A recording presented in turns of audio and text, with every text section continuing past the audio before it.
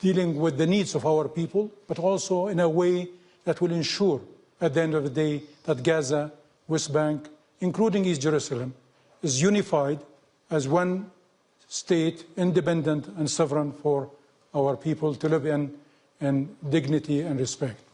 So for us, first things first.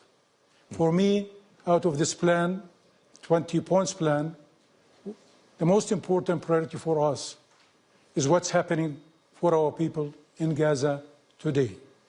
And unfortunately, this issue, despite the fact that 4 months have passed since the ceasefire, people are still dying every single day. People are still dying. More than 450 people in Gaza have been killed since the ceasefire. So, yes, there is a ceasefire, but the ceasefire is not fully observed because of the Israeli military actions. But assuming that we have made progress on this, the next important thing is to open the borders to bring in as much humanitarian assistance as possible. It's improving, but we are not there yet. But I want to highlight another dimension of this that's critical to the livelihood of our people in Gaza, which is the temporary shelter. Mm-hmm.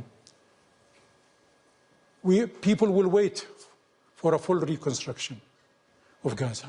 It has been destroyed. 85% of all infrastructure and houses were destroyed. People can wait until that is fixed. People can wait until universities are rebuilt and reopened. But people cannot wait on a temporary shelter, simple temporary shelter, to sit as a family together and start dealing with their lives. So my first plea to everybody is let's focus on what matters first. Mm-hmm. Let's open the borders, get Israel to bypass this doctrine called dual use, and allow as much temporary housing units as possible so that our people who are displaced can live in a decent fashion until we deal with the other issues. So my message therefore is let's move fast on things that matters for our people. Temporary shelter is critical. After that, we need to deal with the security issue, with the governance issue, with the reconstruction issue, economic recovery issue, and then hopefully reaching to reunification between Gaza and the West Bank, and then hopefully end all of this by the end of the interim period of 2 years, end with a one Palestinian state, with one governance system, one law, one security system, and finally, hopefully, Palestinians can live like everybody else in freedom and peace. Mr. Prime Minister, thank you. Help us understand how will that work, the link between your government and then there is a structure of the Board of Peace. How shall we understand it? Well, currently it seems that we have the Board of Peace as the first layer, the top layer. That's the one that's been talked about these days. And there is a layer below that, which is called the Executive Council or the Executive Board. And then below that, there is a Palestinian committee made of professionals, technocrats, experts in their fields who will help run things on the ground. So that's the structure of the Board of Peace. Now, our government, although we don't have full control in Gaza because of the current Israeli occupation and before that Hamas control, but we have many ministries and agencies working on the ground. Mm-hmm. So we're not like about to start a new thing. We want to work with the Board of Peace, with the Executive Board, and with the committee to ensure that they do their part of things, but we also want to see our government institutions to continue to operate, work with the committee, provide support and enabling environment so that they can do what they can, but also prepare, as I said, for the reconstruction effort. We have been working very hard with UN institutions, with World Bank, with the European Union to be as ready as we can for the early recovery and reconstruction. We have detailed plans ready for early recovery work and for the reconstruction work. In addition to that, we will also start working on the governance aspect, and we already started the work with UNDP, with the government of Germany and the government of Norway, who offered their support to our effort to start immediately working on revamping the institutions in Gaza, unifying what we have in Gaza, improving its capacity, but also, as I said, reintegrating with the West Bank. So the priority for us is to work with, I guess the Board of Peace will be at a higher level, probably will not work so closely with them, but they probably will focus more on the fundraising aspects, as they call it. But below that, the Executive Board, which has a number of distinguished people, including Nikolai Melodinov, which you and I know very well from the past. Nikolai will be like the high representative on behalf of this Executive Board, and he will be working hopefully closely with the government and with the committee to ensure that the basic services are restored and the reconstruction efforts start. Mm-hmm. And how important are the neighboring countries, for example, Egypt and Jordan, in helping this process, hopefully in a positive direction?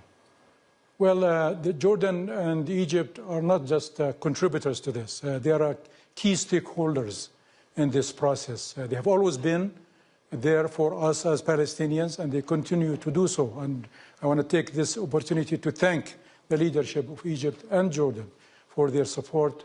Of course, many others in the region, including Saudi Arabia, and many other countries have been great supporters of our efforts. And I want to thank all of them, all countries in the region, for their support. But their role in the next phase is also very critical. Things are quite complicated, as we all agree. And there are so many things that has to be done right so that we can hopefully get to the success that we all are aiming for. It's not straightforward to go and rebuild Gaza. It's not going to be straightforward to secure Gaza. It's not going to be easy to get the funding necessary as long as the Israeli military is still on the door and can come back anytime, close the border anytime, and decide what happens and what doesn't happen.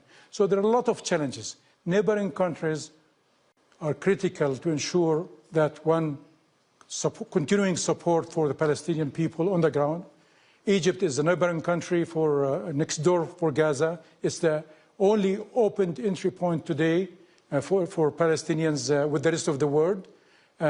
So the role of Egypt is extremely important. We're working with Egypt and Jordan also on other issues, of course on the political front, but also on the security front.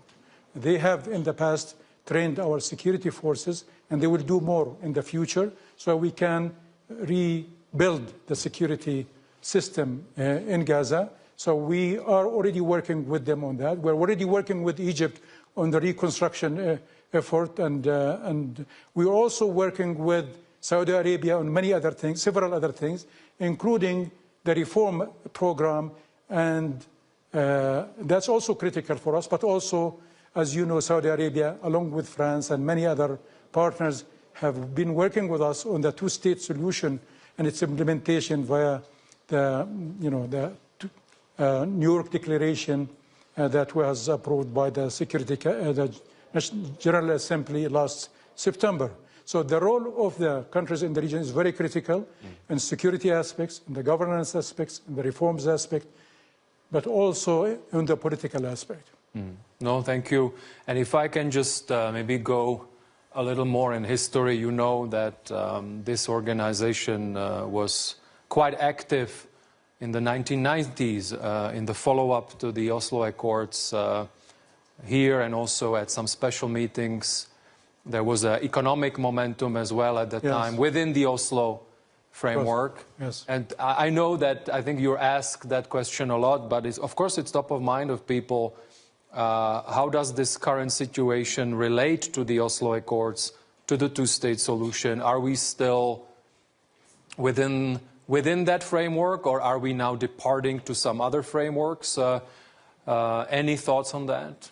Yes, it's a very good, important point, because actually that provides the legal framework for all, should provide the legal framework for everything that we're doing now. This is an international treaty. Oslo Agreement, whether we like all of it, we like part of it. Some people say it was supposed to have expired in 5 years and a state would have been established by now, etc. Despite all of that, the fact is that Oslo Agreement is an international treaty that was signed between the PLO, Palestine Liberation Organization, and the Israeli government, signed at the White House. The US was a witness to this, and the documents were sent to the United Nations after that, became an international treaty. So what governs the relationship between us and Israel until this moment is actually this treaty, this agreement. We know that it should have been, the work should have been completed by now. The permanent solution of two-state solution should have been negotiated but also implemented.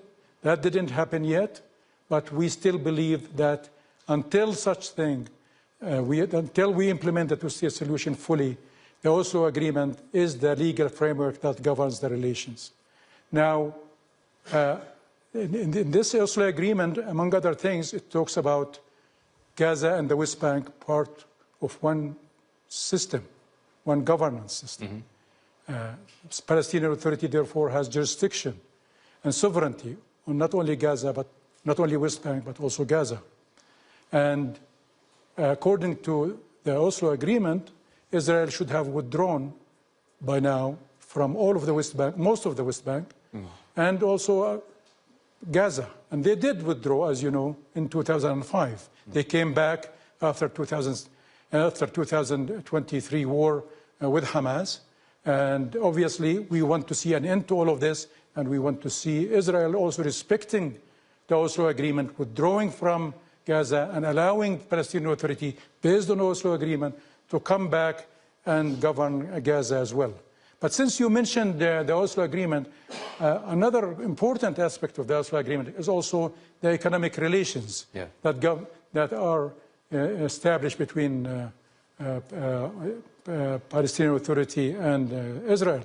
And based on the interim arrangement, that's the Oslo Agreement, which should have ended 5 years after it was signed, there was an agreement on so many important things to do with trade, to do with the financial system, the monetary system, the taxes, how they are collected and how they are paid, etc.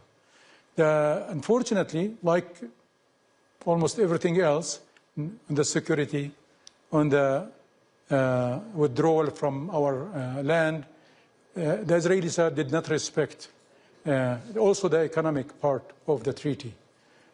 We are now paying a very heavy price, not only in Gaza, not only in terms of people being killed every day, but also in terms of actions on the ground, in the West Bank as well, where at least they cannot claim that that there's anybody who's trying to overtake anybody. We denounced violence, where we said that clearly that we want to achieve our goal through peaceful means. Despite all of this, the Israeli government did not respect the economic part of the Oslo Agreement, including, for example, I would like to mention the fact that Israel today withholds $4 billion for my government's money they collect on our behalf because they control the borders, tax revenues, import duties. They are supposed, according to the agreement, to pay it monthly to us for a fee. They do a collection fee. For the last 8 months, they have sent zero money from these funds. As a result, our ability to govern, our ability to provide basic services to our people have been undermined. The banking system is going through a lot of challenges and difficulties because of, again, their lack of respect to the treaty and the business-like relationship that our banks established with Israeli banks. We do a lot of trade with Israel. We do a lot of business with Israeli companies and banks. Despite of that, as I said, the Israeli side did not respect this aspect of the treaty as well. So while Oslo agreement is not perfect, it was meant to be an interim arrangement for 5 years, but we still believe that it provides the minimum requirements for a reasonable relationship that we all should respect, continue to respect, until we have a permanent solution, until we have a two-state solution. Thank you. We'll have, I think, tomorrow President Herzog from Israel here. You mentioned, we talked about the Oslo Accords, and I know from my experience, of course, some of the issues you mentioned, but help us understand, is there any dialogue whatsoever, for example, between Palestinian officials and Israeli officials? So what does it, if so, what does it actually look like? There have been very limited dialogue, especially after October 7. The Israeli decided to stop all kind of relationship and took several actions, including issues to do with the financial aspects that I mentioned earlier. They have also, among other things, sent back about 200,000 workers who used to work in Israeli companies in the past and provide very important income for their families in the West Bank. They've also stopped these people from going to work and basically made an escalation of activities in terms of settlement and settler terrorism and violence. They have spread many checkpoints throughout the West Bank. According to the UN estimates, the number is perhaps about 1,000 checkpoints within the West Bank to control movement within the West Bank, making doing business extremely difficult. So they are doing equally challenging and dangerous to that they're doing also in Gaza. So in Gaza, we have seen the planes, we have seen the military actions on the ground. In the West Bank, they're doing it in a different way. No dialogue, stopping our money, stopping our workers, basically giving free hand for the settlers. They invaded our refugee camps in the West Bank, especially in Jenin and Tulkarem, displaced our people from their homes, destroyed many homes. According to the United Nations, more than 40,000 people in these 3 refugee camps in Gaza, in Jenin, in the West Bank, have been displaced now for almost a year without being back to their homes. Their kids without schools. We have to find temporary shelter for them in the West Bank. But the West Bank also has been going through a lot of difficulties. So the world has probably seen a lot of images coming out of Gaza, but much less scenes from the West Bank. But believe me, American, you know the place very well. It's very sad to see the West Bank got to the point where people are barely making it. So I again hope that the international effort on Gaza is very important and badly needed, but we also need equal attention to what's happening in the West Bank. Thank you. You mentioned earlier some of the reforms that you're making, and then if through previous dialogues that are public, for example, with some of the Israeli officials, they would say that they would point to the need for reforms or others. Help us understand what your priorities are on the reform agenda, and particularly on the economic front. But of course, there is also the security dimension. So we've heard that, of course, efforts should be made, some would say, on the security dimension in terms of reform. Sure. Look, I mean, in terms of reform, we believe that proper institutions, well-functioning institutions, transparent institutions is the best thing you can have for any country. And in our case, it's even more important because the kind of challenges we have, we cannot deal with it. We cannot continue to sustain our efforts without proper institutions. So we take the issue of reforms at heart. We believe it's the right thing to do. We need to continue to work on it. And from day one, when I assumed office, we formed a special ministerial committee to develop a detailed program for reforms. When we consulted with our partners in the EU, actually also with the previous US administration, when we started this at the time of the Biden administration, but we also with the World Bank and, of course, with the EU. So we have developed since then a very detailed reform program. We developed a detailed matrix under 4 major pillars to do with financial management and sustainability as a first pillar. Second, institutions reform, consolidation, transparency, anti-corruption, etc. And third, law and order, justice system, etc. And fourth, basic services and the need to modernize the provision of services to the people, make it more transparent, make it easier, less costly, etc. So a very comprehensive program. Under these 4 pillars, we have identified a matrix of 60 different items.